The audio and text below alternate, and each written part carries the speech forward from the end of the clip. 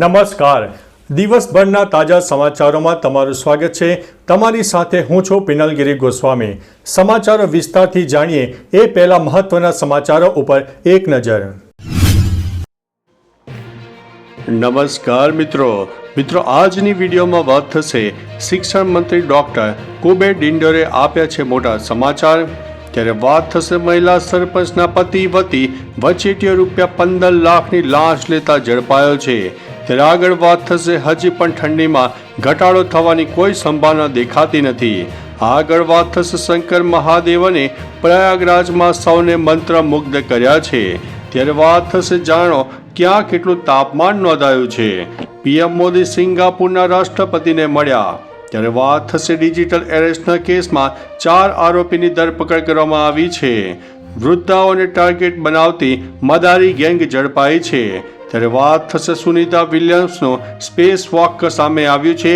Video પણ સામે આવી રહ્યો છે. ત્યારે વાત થશે બોપલના જ્વેલર્સમાં લૂંટ આચરનારા 4 લૂંટારાઓ ઝડપાઈ ગયા છે. આગળ વાત થશે ચીનના હેકરોએ અમેરિકાના નાણામંત્રીનું કોમ્પ્યુટર હેક કર્યું છે. ત્યારે વાત થશે ઠંડી વચ્ચે અહીં વરસ્યા મેઘરાજા. હવે મિત્રો સમાચારો વિસ્તારથી. એક તરફ રાજ્યના ઘણા જિલ્લાઓમાં ઠંડીનો ચમકારો વધી રહ્યો છે, તો બીજી તરફ દક્ષિણ ગુજરાતના ડાંગ જિલ્લામાં કમોસમી વરસાદ પડ્યો હતો. મહારાષ્ટ્ર અને ગુજરાતની સરહદે વાતાવરણમાં પલટો આવ્યો.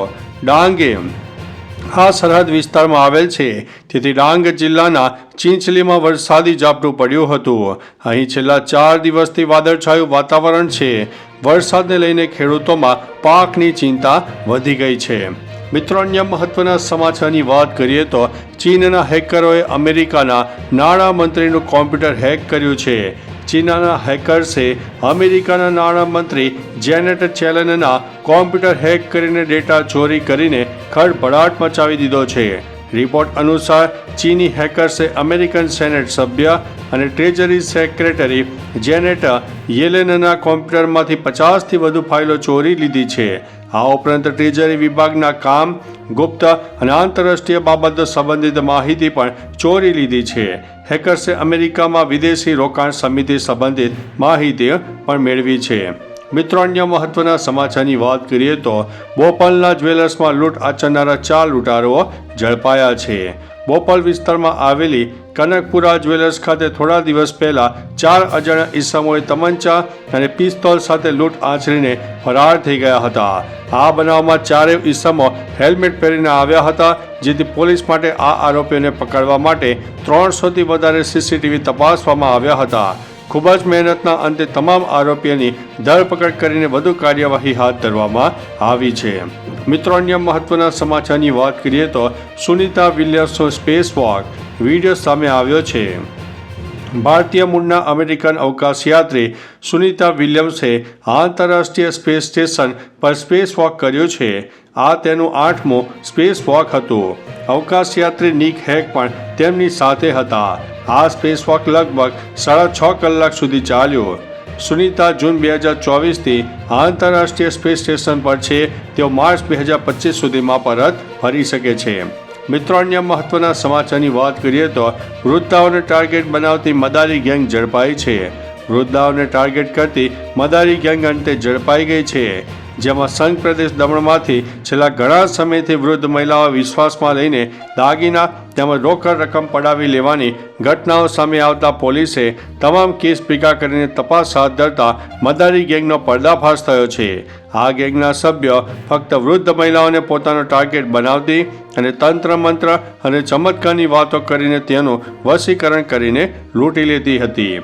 મિત્રો, અન્ય મહત્વના સમાચારની વાત કરીએ તો ડિજિટલ એરેસ્ટના કેસમાં 4 આરોપીની ધરપકડ.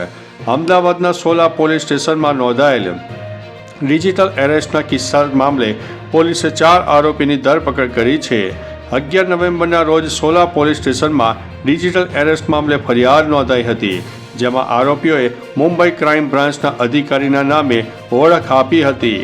ડિજિટલ એરેસ્ટ કરતી ટોળકી ચાઇનીઝ નંબરો વાપરીને વોટ્સઅપ અને ટેલિગ્રામથી લોકોને ભોગ બનાવતી હતી. મિત્રો, અન્ય મહત્વના સમાચારની વાત કરીએ તો પીએમ મોદી સિંગાપુરના રાષ્ટ્રપતિને મળ્યા. પીએમ મોદીએ દિલ્હીમાં સિંગાપુરના રાષ્ટ્રપતિ થર્મના સનમુગરત્નમ સાથે મુલાકાત કરી હતી. આ દરમિયાન ભારત અને સિંગાપુર વ્યાપક વ્યૂહાત્મક ભાગીદારીના તમામ પાસાઓ પર ચર્ચા કરવામાં આવી. ઉપરાંત સેમિકન્ડક્ટર, ડિજિટાઇઝેશન, કૌશલ્ય વિકાસ, કનેક્ટિવિટી અને ભવિષ્યના ક્ષેત્રોની ચર્ચા કરવામાં આવી હતી. ઉદ્યોગ, માળખાગત સુવિધાઓ અને સંસ્કૃતિમાં સહયોગ વધારવાના માર્ગો ઉપર પણ ચર્ચા થઈ હતી. મિત્રો, અન્ય મહત્વના સમાચારની વાત કરીએ તો જાણો ક્યાં કેટલું તાપમાન નોંધાયું. ગુજરાતમાં ફરીથી ઠંડી વધી ગઈ છે. ત્યારે સૌથી ઠંડુ અમરેલીમાં 8.2 ડિગ્રી, રાજકોટમાં 9.4, નલિયા, કેશોદ અને કંડલામાં 9.6, પોરબંદરમાં 10.8, ગાંધીનગરમાં 11.8, ભુજમાં 11.2, ડીસામાં 11.5, સુરેન્દ્રનગરમાં 11.8, અમદાવાદમાં 12.2, ભાવનગરમાં 13.7, મહુવા અને વેરાવળમાં 14.3, વલ્લભ વિદ્યાનગરમાં 14.5 ડિગ્રી તાપમાન નોંધાયું છે. રાજ્યમાં મોટાભાગના જિલ્લાઓમાં તાપમાન ગગડ્યું છે. વહેલી સવારથી વધુ ઠંડી પડી રહી છે. મિત્રો, અન્ય મહત્વના સમાચારની વાત કરીએ તો શંકર મહાદેવને પ્રયાગરાજમાં સૌને મંત્રમુગ્ધ કર્યા છે. બોલિવૂડના દિગ્ગજ ગાયક અને સંગીતકાર શંકર મહાદેવને પ્રયાગરાજમાં મહાકુંભમાં પરફોર્મ કર્યું હતું. તેમણે મહાકુંભના ગંગા પંડાલમાં ચલો કુંભ ચલે રજૂ કરીને શ્રોતાઓને મંત્રમુગ્ધ કરી દીધા હતા. આ પછી ગણેશ વંદના આખા ગંગા પંડાલમાં ગુંજી ઉઠી. અહીં નોંધવા જેવું છે કે 24 ફેબ્રુઆરી સુધી ગંગા પંડાલમાં દરરોજ સાંસ્કૃતિક સાંજનું આયોજન થશે, જેમાં દેશભરના પ્રખ્યાત ગાયકો, સંગીતકારો અને નર્તકો પરફોર્મ કરશે. મિત્રો, અન્ય મહત્વના સમાચારની વાત કરીએ તો હજી પણ ઠંડીમાં ઘટાડો થવાની કોઈ સંભાવના નથી. ગુજરાતમાં ઠંડીનું જોર યથાવત છે. મોટા ભાગે 15 જાન્યુઆરી પછી તાપમાનમાં વધારો થતો હોય છે, પરંતુ આ વખતે શિયાળો વધારે ચાલે તેવું લાગી રહ્યું છે.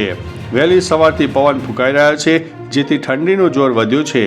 આગામી 3 થી 4 દિવસ સુધી તાપમાનમાં વધારો થવાની કોઈ સંભાવના નથી. હજી પણ રાજ્યમાં જોર યથાવત રહેશે તેવું હવામાન વિભાગનું કહેવું છે. મિત્રો, અન્ય મહત્વના સમાચારની વાત કરીએ તો મહિલા સરપંચના પતિ વતી વચેટિયાઓ 15 લાખની લાંચ લેતા ઝડપાયા છે. બનાસકાંઠાના વડગામ તાલુકાના છાબી ગ્રામ પંચાયતના સરપંચના પતિ મુકેશ ચૌધરી અને બોર ઓપરેટર પ્રવીણ ઠાકોરે ગુજરાત ઇન્ડસ્ટ્રીયલ ડેવલપમેન્ટ કોર્પોરેશન પ્લોટના કેસમાં હાઈકોર્ટની પિટિશન પાછી ખેંચવા માટે 50 લાખની લાંચની માગણી કરી હતી. જેની સામે ફરિયાદીએ એન્ટી કરપ્શન બ્યુરો એસીબીનો સંપર્ક કરતા એસીબીએ છટકો ગોઠવીને બોર ઓપરેટર પ્રવીણ ઠાકોર 15 લાખની લાંચ લેતા ઝડપાઈ ગયા છે. મિત્રો, અન્ય મહત્વના સમાચારની વાત કરીએ તો શિક્ષણ મંત્રી ડોક્ટર કુબેર ડિંડોરે આપ્યા છે મોટા સમાચાર. રાજ્યમાં હવે શિક્ષણ વિભાગ દ્વારા ગ્રાન્ટેડ માધ્યમિક અને ઉચ્ચતર માધ્યમિક શાળામાં નવી નિમણૂકમાં એનઓસીની જરૂર રહેશે નહીં. હવે શિક્ષક કે આચાર્ય તરીકે પસંદગી પામેલા ઉમેદવારોએ એનઓસી નહીં મેળવવી પડે. જિલ્લા શિક્ષણ અધિકારીની નિમણૂક પામેલા ઉમેદવારોને મંજૂરી અપાશે. શિક્ષણ મંત્રી ડોક્ટર કુબેર ડિંડોરે એક્સ ઉપર આ અંગેની માહિતી જણાવી છે. તો ચાલો મિત્રો, ફરીથી દેશ અને દુનિયાના સુપરફાસ્ટ સમાચાર લઈને મળતા રહીશું. ત્યાં સુધી અમને રજા આપશો. નમસ્તે.